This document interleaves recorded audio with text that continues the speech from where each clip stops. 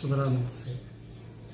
సుధర జీవితంలో మరొక మంచి మాట తెలియజేస్తాను. మీకు తెలిసి ఉంటే నాకు సంతోషము, తెలియకపోతే దయచేసి ఒక్క నిమిషం ఓపికగా వినగలరని విజ్ఞప్తి.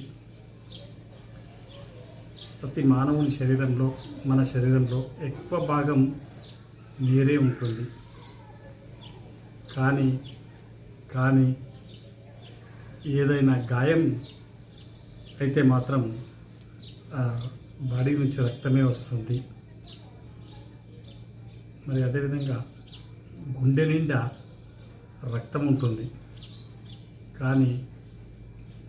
కానీ మనసు గాయపడితే మాత్రం కన్నీరే బయటకు వస్తుంది.